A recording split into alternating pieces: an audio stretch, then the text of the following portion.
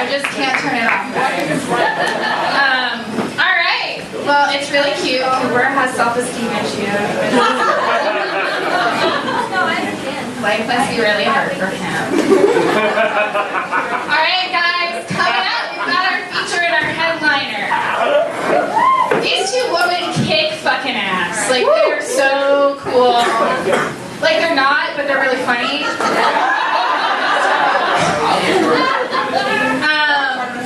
They're gonna be awesome. Kind of before that, I just want to shout out to Birds. They do a great job hosting us on every Sunday. So make sure you're treating them well. It's hard. It's so hard. Bullshitting. So get tips, guys. So, like, be nice. Yeah. All right. First up, our badass duo. She's a TA. She's really smart.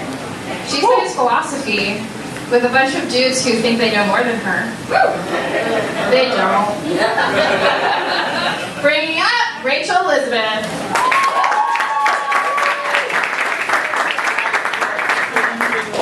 So before I jump into my set tonight, I just thought that I would start by sharing something kind of personal with you guys.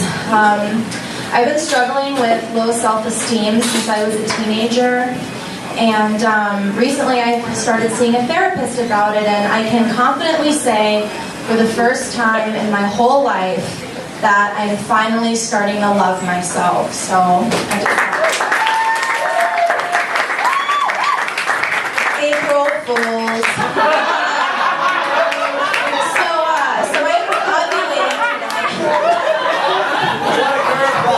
So I'm ovulating today, which as a Jew means that this is the closest I'll ever get to celebrating Easter. But if you're offended by that joke, you can pay for my hysterectomy, it's fine. But yeah, so I've always been confused by the color scheme of Easter, given what a grotesque holiday it is.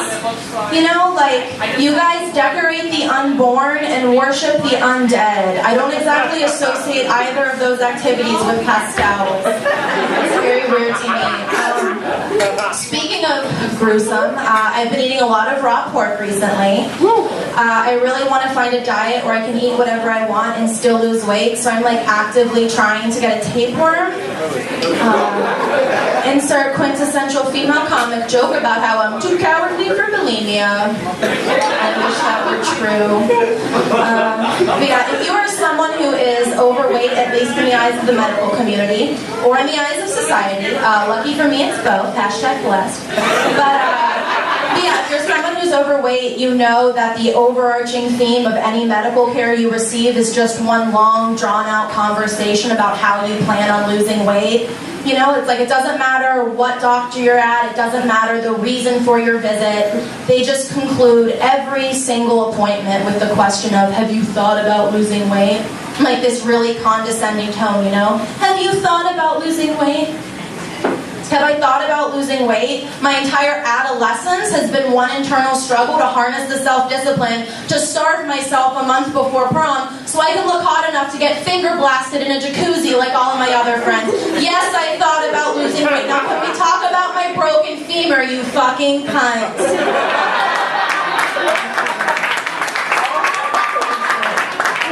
I remember one time when I was in college, my doctor, she asked me, she was like, is there any way that you can find a hobby that combines doing something you love with exercise?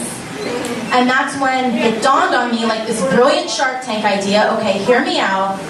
Because when I was 21, all I liked to do was eat and fuck. So you'll see why that was the inspiration for this invention. Okay, it's Fitbits designed specifically for walks of shame. And were I to have sold it to the students I went to college with, it would have been especially lucrative because I actually went to a small liberal arts school in rural Ohio. How I got from buttfuck Ohio to buttfuck Tallahassee is a different story entirely. Had anal sex in both places. Yeah, I wish that one was a joke. But yeah, so if you might already know this, but if you go to a small liberal arts school, that means two things. One, in order to get anywhere, you're going to have to walk because the campus is so small that no one has a car. And 2, if you fuck a guy one night, you have to be ready to bolt the next morning before the guy wakes up and tries to read you his shitty poetry about the 16-year-old manic pixie dream girl he's been low-key stalking. No, seriously though, I have fucked more sad, narcissistic white dudes than J.D. Salinger has written about. While we are on the topic of Fitbits, a couple years ago I was sleeping with a guy who liked to be called daddy in the bedroom, except he was obsessed with his pedometer, so in my head I called him stepdaddy. But no, like seriously, we would sit down for a date, which for us, by the way, was drinks at 11 p.m. in some bar shrouded in darkness. I like to date men who are ashamed of me, that way if things get serious, they'll fit right in with my family. But yeah, so we would sit down for drinks, and he would start off by saying, "Are you going to ask me whether or not I've reached my step goal today?" No, I'm not going to ask you that. I would rather ask you to list my least attractive features in ascending order than entertain this delusion that you're some kind of wounded war hero because you decided to park further away from the Jimmy John's entrance. You're an able-bodied fat guy who's decided to move more, not Lieutenant Dan in physical therapy. No one gives a piss about your step goal. Okay, seriously though, this is like the most hypocritical joke I've ever told, because I am literally that person who tells the Papa John's delivery guy to park at the end of my driveway instead of delivering it directly to the door. That way I can take a video of my feet fast walking to pick up my pizza and then post it to Facebook like my fitness journey.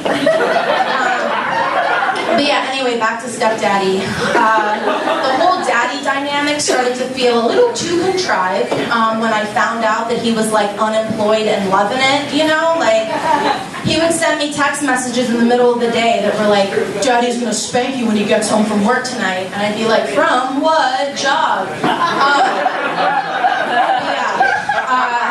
Unfortunately, all good things do come to an end. We were having sex one morning, and his phone rings, and he pushes me off the bed. That's not why I ended things, by the way. In real life, I had a very tumultuous relationship with my father, so if anything, that just turned me on more. But yeah, so the phone rings, he pushes me off the bed, I fall into the corner, and I can hear him talking on the phone, and he's like, "I thought you weren't coming by until tonight." "All right, well, I haven't even collected it all yet." "All right, bitch, just have my money ready when you get here." He hangs up and he looks at me. He's like, "Hey, you need to get out of here, all right? Get your clothes and go. I'll text you later." And me, to keep the mood alive, like the sex goddess that I am, I'm like, "What's wrong, Daddy?" And he says, "Grandma's coming over to pick up my laundry." Just think about it for a second. Yeah, I know. I joke a lot about the, shall we say, eccentricities of the different men that I've slept with, but I know that it's really just a coping mechanism for me to deal with the guilt that I know full well I have caused a handful of people PTSD from the way that my neuroticism manifests itself sexually. Like, for example, I'm a huge hypochondriac, so much so that it gets in the way of my sex life. One time when I was in college, I brought a guy back to my room for a ye old one-night stand. His name was Patrick. He was super nice. We met at a frat party. He was a theater major, by the way, just to clarify, not a frat guy. I've never been hot enough to seduce a date rapist, so. One day, yeah, so he's, we're in my room, we're making out, and he stops. And he's like, "Hey, do you want to do something kinky?" And in my head, I'm like, "Oh God, I have to go find the Advil liquid gels because shit's about to get violent." But luckily, Patrick had a healthier childhood than I did, so he was thinking of something much more tame. And I guess the inner thespian in him wanted to role play because he says, "Do you want to play doctor?" And I'm like thrilled, right? I'm like, "Oh my God, I would love to pretend that I'm hot enough to seduce a man who's career bound." Yes. And so one thing leads to another, and Dr. Lloyd Webber is giving me a breast exam. And in the middle of it, I realize that I'm like way overdue for a real one. So naturally, I panic and start to tell him to check for lumps. And sure enough, he thinks he's found one. And once he says that to me, I just spring up from the bed, I throw on my clothes, and I grab his hand, running to the campus health center, screaming, "Early detection saves lives!" So we get to the health center, we're outside, and at this point Patrick really doesn't want to be there, so he's trying to think of excuses to get himself out of the situation. So he's like, "That entire thing was a stunt, it's a character that I'm working on, he's a total quack that loses his medical license, that's not true, there are no lungs." And I'm just like, "Listen, if you're gonna go from motorboating to diagnosing, you're in it for the long haul, let's go." So I make him walk up to the receptionist's desk with me. I pretend he's my supportive boyfriend of 5 years because I like to role play too. And so we get up there, and the receptionist is she asks me why I'm there, and I calmly and rationally proceed to tell her how I have stage 3 terminal cancer, and I'm only there to get a formal diagnosis. To which she responds, "Why don't you go back to your dorm and take your medication and then come back the next morning when you're feeling a little bit more well-rested?" And then I respond by threatening a psychotic outburst, and so she lets me go in and see the nurse. So Patrick and I are in the exam room, and finally the nurse comes in. And before the nurse even touches me, Patrick's boner is just resurrected from the ashes, because if lesbian porn has taught men one thing, it's that anytime 2 women are within 1 foot of each other, full-blown scissoring is imminent. So Patrick is expecting some lesbian action. I am expecting my death sentence. So the nurse starts giving me a real breast exam, and she says, she's like, "Oh yeah, no, I know what you're talking about. I do feel a mass here on your right breast." And when she says that, I just immediately start disassociating, imagining the worst case scenario, right? If you're a hypochondriac, you know, I'm writing my will in my head, I'm imagining my funeral, nobody came, now I'm asking myself how I've possibly alienated all my friends by just 20 years old. And the nurse can tell I'm in La La Land, so she snaps me back to reality, and she's like, hey, what's wrong? And I just start freaking out. I'm like, what am I gonna do? And she's like, "Okay, calm down. We're gonna schedule you a follow-up appointment with the doctor next week, and you'll just come in and she'll give you a more thorough assessment." And I just say to her, "No, what am I gonna do if I'm diagnosed with breast cancer?" And she just kind of looks me up and down and sighs, and she says, "Have you thought about losing weight? Then you can